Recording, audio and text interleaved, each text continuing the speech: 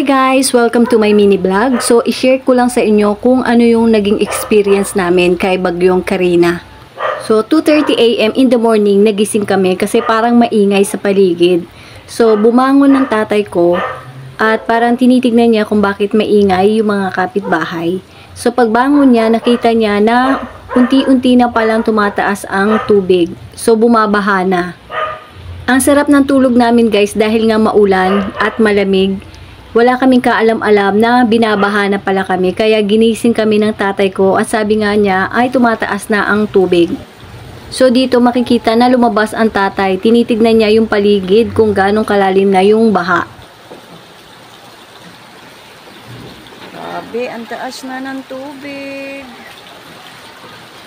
Oh, rain, rain, go away. OMG, ang taas na po ng tubig, unti-unti nang tumataas. Sa totoo lang guys, kaya 2:30 AM gising na kaming lahat, hindi na kami nakatulog niyan. Talagang binabantayan namin yung pagtaas ng tubig. Para just in case na magtuloy-tuloy nga ay magtataas kami ng mga gamit namin. Sa totoo lang, meron na kaming phobia sa baha dahil naka-experience na kami ng dalawang malaking baha.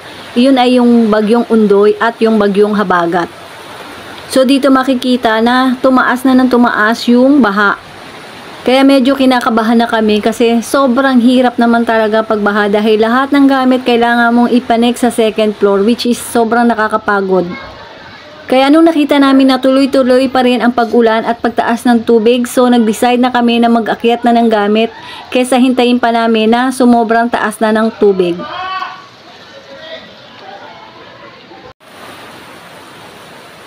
Ito po ang situation namin ngayon. Sobra ng daming tubig. Oh my God.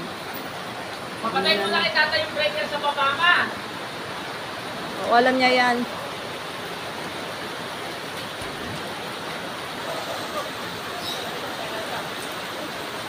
Baha na naman po.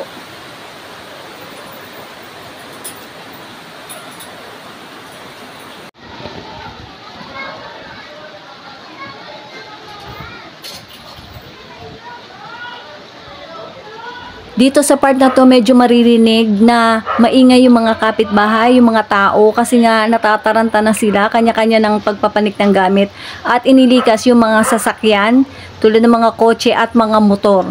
Ang maganda lang dito sa neighborhood namin is may pagkakaisa, talagang nagtulungan sila para buhatin, binuhat talaga yung mga motor para madala dun sa medyo mataas na lugar. Tapos nagtulong-tulong din talaga yung mga kalalakihan dito sa street namin para maipanik yung mga malalaking appliances tulad ng mga refrigerator, ganyan, from one house to another. Kaya sobrang nakakahanga talaga yung mga kapitbahay namin at or yung neighborhood dito sa amin kasi talagang nagtulong-tulong sila na maipanik lahat yung mga appliances na importante dito sa buong street namin. At eto nga guys, dito makikita na pinasok na yung loob ng bahay namin. Ayan, ganyang kalalim siya sa loob ng bahay. Nung binidyo ko to is medyo mababaw pa, pero mas tumaas pa yan. Kaya ayan, makikita nyo ang gulo-gulo na ng bahay namin kasi nga pinatong-patong na yung mga ibang furniture dyan at ibang mga importanteng gamit para hindi lang mabasa. Sobrang hirap talagang bahain kasi sobrang nakakapagod at nakaka-stress.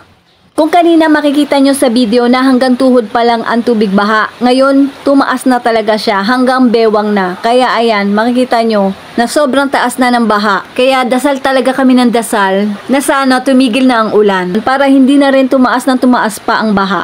Tapos dito guys, makikita nyo sa bandang dulo ng street namin, natatanaw ko mula sa second floor ng bahay namin na merong naglalaro ng volleyball.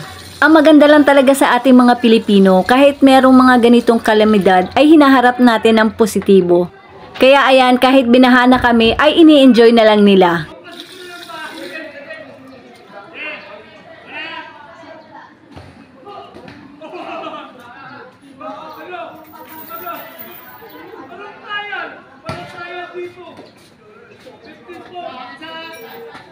O diba guys, parang nasa beach lang sila.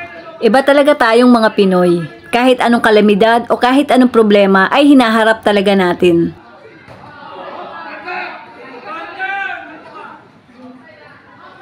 At dito naman sa video na ito ay humupa na ang baha. Makikita nyo na puro putik na ang buong kabahayan. Saan tayo mag-uumpisa?